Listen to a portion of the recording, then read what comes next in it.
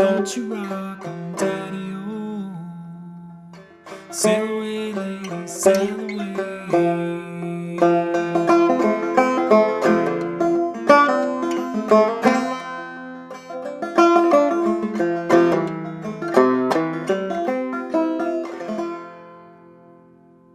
One of the things that I've noticed beginners and intermediate players trip over the most are these big, expensive chords like the C shape in standard G tuning. I've got 3 exercises that are going to help you unpack that C shape, give you more options, and challenge the very idea that you need to have 3 fingers down on the board at all. Welcome to Banjo Quest. Before we get started, I do want to mention that we are just starting a brand new module at the end of April over on Banjo Quest, my Patreon community. It is all about Ola Bella Reed. I've taken 2 of her amazing songs. One is very famous and one is a deep B-side, and I have painstakingly transcribed them, and I'm going to be teaching them all through the month of May. I'm really excited about it. She is one of my all-time heroes. I do hope you'll join us. It's going to be great for beginners and intermediate players and anybody who's interested in Ola Bella Reed. Hop on over to Patreon and get started. We'll see you over there. All right, let's get started on today's lesson. At the beginning of most banjo books, the dreaded C shape looms, and it's puzzling to me because most players, the majority of them, find it incredibly challenging. In fact, I can have a competent player be playing along, bopping along in the pocket of the tune, and they get to that C chord and all hell breaks loose and the timing grinds to a halt.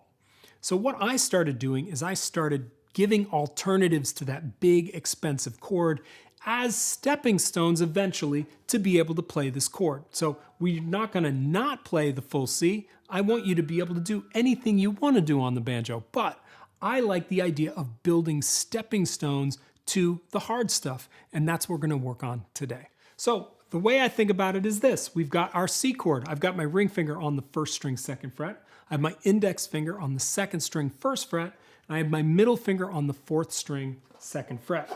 That's the big expensive C. And what I'm going to do is I'm going to show you 2 ways to cheat. I'm going to give you exercises for both, and then I'm going to give you an exercise for the big final chord.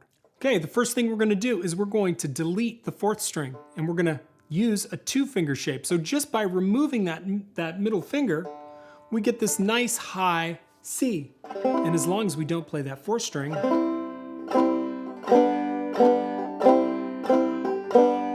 we get a really lovely C chord. So we're going to use our index and ring fingers. Don't do this because that's not cheating smart. If you're going to cheat, you got to cheat smart. Use your ring finger and your index finger. All right, I'm going to play through an exercise. Tab is available for patrons over on Patreon. The link is below. Let's get started on this first exercise. 1, 2, 3, 4.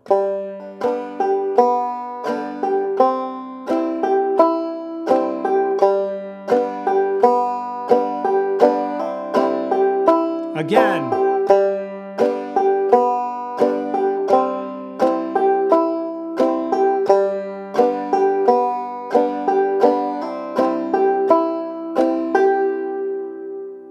Make sure you're really coordinating well with that hammer on. That is the challenge of that first line where you're dropping both fingers in at the same time to create a double stop hammer on. All right, let's go to the second cheat. Let's remind ourselves what that big expensive C is. Now, instead of deleting the low string, we're going to delete the high string. Delete, don't play it, and now we have this low, beautiful, beautiful C.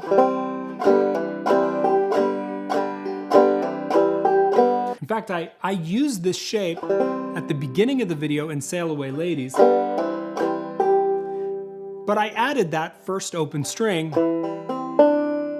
That's a whole step down from our normal note. And that makes this a C add 9 over E. Big fancy name for a esoteric C chord that happens to be really easy. I think it is evocative and expressive. A little bit modern too, so this may not work for your context. So if that's the case, don't play the first string. Just play 4, 3, and 2. And you'll be safe. That's a good, safe C. So let's play the same exercise. Here we go again, nice and slow. 1, 2, 3, 4.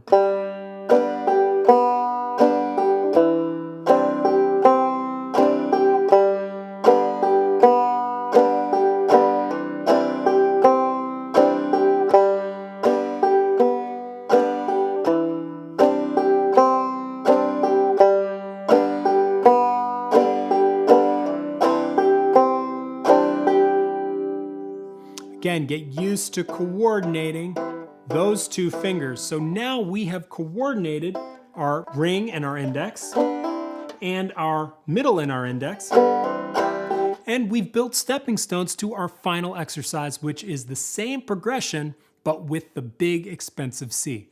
Let's play it together. 1, 2, 3, 4.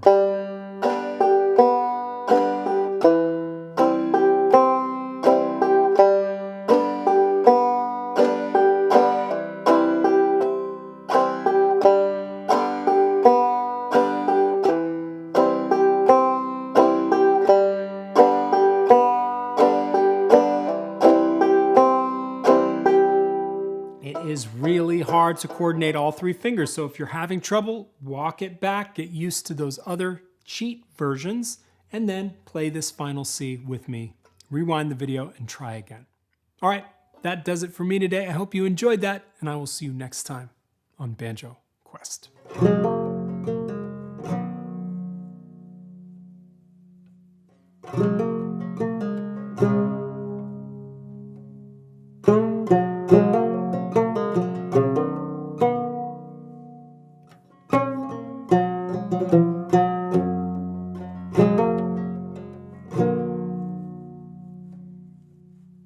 Thank you.